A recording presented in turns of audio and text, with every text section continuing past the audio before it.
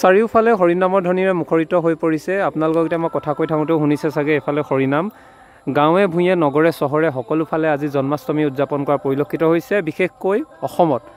আৰু অসমত আজি জন্মাষ্টমী উদযাপন কৰা হৈছে। ভাদ মাহৰ আটাইতকৈ বিশেষ দিনটোৱে হৈছে জন্মাষ্টমী, যিটো দিনত গাঁও নগৰ সকলোফালে একাকাৰ হৈ পৰে, শ্ৰীকৃষ্ণক আৰাধনা কৰা পৰিলক্ষিত হয়।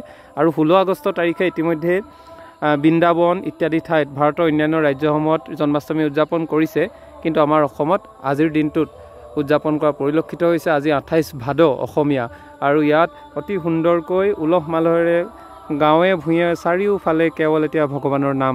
সঁচাকৈ কিন্তু সুকীয়া হৈ পৰে আমাৰ অসমৰ গাঁৱে ভূঞে যেতিয়া হৰিনামৰ ধ্বনি উচ্চাৰিত হয় বা হৰিনামৰ ধ্বনি শুনিবলৈ পোৱা যায়, তেতিয়া কিন্তু পৰিৱেশ যথেষ্ট ব্যতিক্ৰম হৈ পৰে। আজি এতিয়া নাজিৰা নগৰটো আপোনালোকে এয়া নাজিৰা বৰপুখুৰী পাৰ, আৰু ইয়াৰ কিনাৰতে এতিয়া মাইক বাজি আছে, ভগৱানৰ হৰিধ্বনি হৰিনাম লাগি আছে। অৰ্থাৎ জন্মাষ্টমী দিনটোত নগৰে চহৰে সমগ্ৰ অসমৰ আকাশ বতাল হৰিনামৰ ধ্বনিয়ে মুখৰিত হোৱা পৰিলক্ষিত হৈছে।